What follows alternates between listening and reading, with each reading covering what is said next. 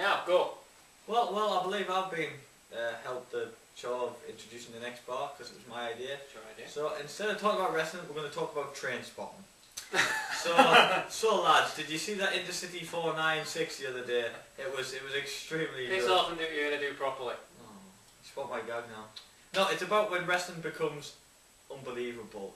We all know it's fake, but surely it has to look real. It has to look real and things have to be You're talking real. about when the illusion of a sporting contest is visibly shattered in front of you. Yes, It just becomes pretty right. much. We have several examples. My favourite one we'll talk about first was in 1990, WCW. An event called, was it Capital Combat it was called? I believe it was. Capital Combat, is either Capital Combat or Capital Carnage, but I think it No, was Capital Combat was Capital Combat. WWE, WF, yeah. Yeah, Capital Combat when Sting was locked in the steel cage. Oh God, yes! Sting was locked in the steel Oh cage. my And God. Sid Justice, Arn Anderson was definitely there. It was the Horseman, I think, so it was Arn Anderson. And Sting was locked in the cage. Oh, he was. Oh, who on earth? Who would come Who and could save they possibly Sting? get to Who? save Sting? RoboCop. Yeah. Have you not Yeah. seen this? No, I haven't. It's amazing for all the wrong reasons. Yes, RoboCop, who was obviously a real person, Obviously, yeah. came to help Sting. And obviously Arn Anderson was petrified of him, which, to be fair, if RoboCop was real, he probably would be, really. Yeah, but the main thing was, though, obviously the guy portraying RoboCop in front of the live crowd, obviously, is you can't run when you're RoboCop, because he kind of goes, So it takes him about 5 minutes to actually get his arse down the fucking aisle.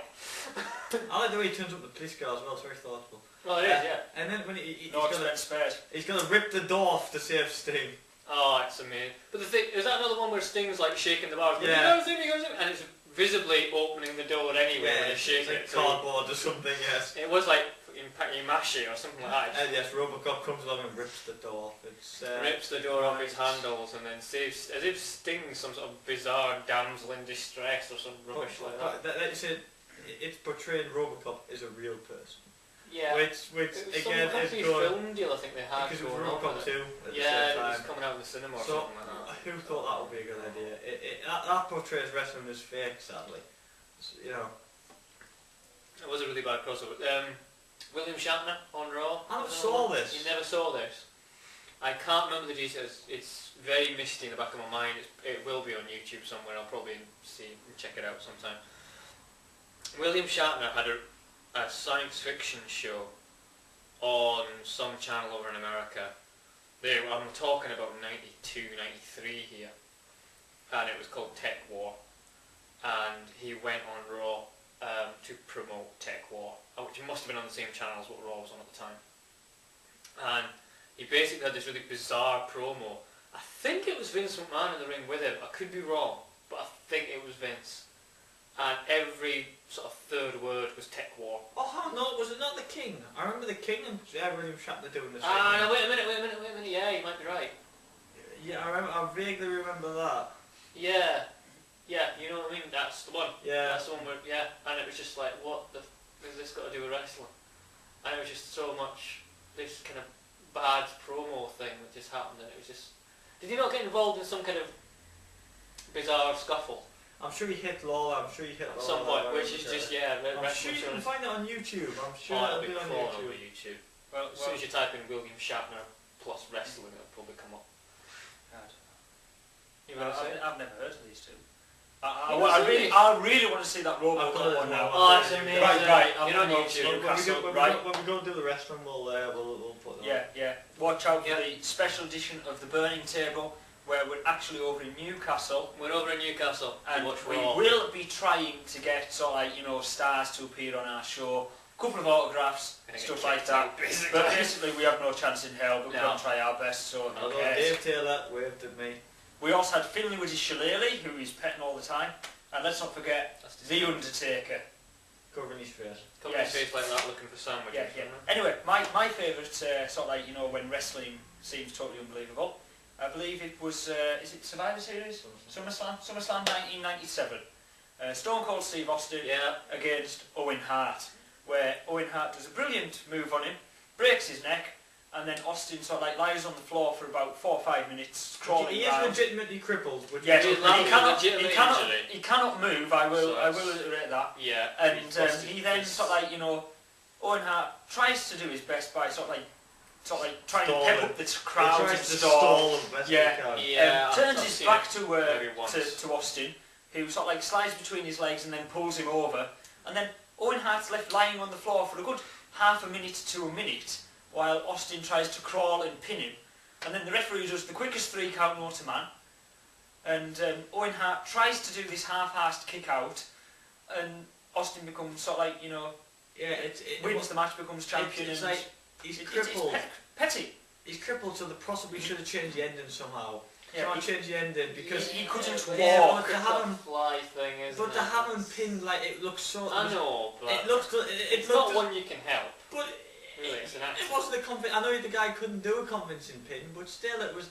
It's just like O'Naughton was lying down and he got pinned. It does look. It was awful for the circumstances. The thing was, alright, Austin had no pressure and no weight put onto Owen Hart. So Owen could have just actually sat up. He could have lifted his shoulder easily. Well, no, he could have just sat up. I mean, he wasn't even pinned. But no, he just lies there. I think they should have someone else, just send someone else down just to stall even more. When Terry Funk appeared in the King of Hell Hell, match, yeah, it was only by Mick Foley more times. He knocked unconscious. So he wasn't even planned to be there. Yeah. Because Mick Foley says on his DVD box set that he couldn't work out. When he came to, he saw Undertaker and then a pair of shoes, which belonged to Terry Funk. Yeah, and yeah. he couldn't work out when his pair of shoes had came from. When he chokeslammed him, his shoes bizarrely fell off. Yeah. Chokeslammed him. That's it. See, that's an example of when it could have went terribly wrong, but they covered it so well. Yeah, it's really good. That's a good example. The total opposite end of the spectrum is when, like, I think we've discussed it before the Hell in a Cell match in King of the Ring that year. Possibly, but it is. They had a kind of unscripted moment when they were carrying Foley down on the gurney because they thought he'd bust his shoulder, falling off the cage. And Undertaker stays really well in character and sort of glares at him, but he kind of goes down one side of the cage.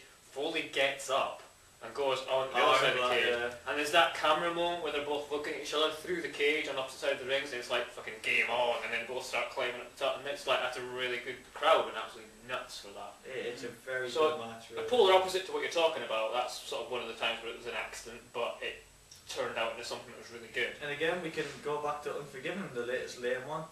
At the end of the match, when, like you said before, Triple H is pinning the guy. Yeah. 2 seconds left. Jeff Hardy is the champion. All he has to do is kick break Triple H in the head. Instead, he pins. He hasn't even got time to pin them. No, it's like that's what I mean. There's 2 seconds left. So why? It just makes no logical sense at all. Why he pins the guy? But that's wrestling nowadays, though.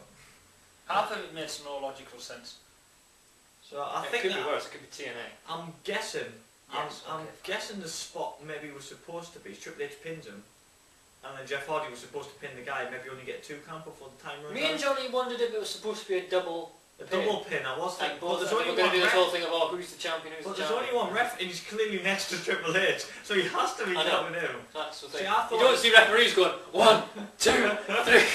See, because what I thought is it was going to be Triple H winning it, and then Jeff Hardy having the opportunity to win it back with a couple of seconds to spare. Yeah. And obviously he didn't, because as soon as Triple H pinned him, the bell went, and it was very lame ending if it was supposed to be something else. It was a bit rushed and shit. So basically, when it goes wrong, it goes wrong. It goes really fucking wrong, and you just have to think of something. But I'm sure I can't think of any more sort of ones there. We are running out of time anyway. We're on a minute left. Just a minute left. We'll round it up then, eh? Yeah, I mean, I was hoping to get more. I'm sure there's littered with examples out there. I'm sure somebody can email in and tell us some, because there's bound to be more. No one ever emails us. Has anyone No fucker ever emails us. So no one's actually asked our The burning table at hotmail.co.uk if you really want to, but no fucker ever emails us. Come on, email us, we're lonely. We're lonely. He's only. Well, he's talking about injuring his arm or banking, for Christ's sake. Yeah. Only after I've been to no. Right. Anyway, we'll should wrap this up now, I guess. Yeah, we should. Work on getting your masturbation tendencies. You can go to your room in a minute, Al. I will. I'll put some pictures of a bath and something. Why do I feel sick? Of a bath? Yeah.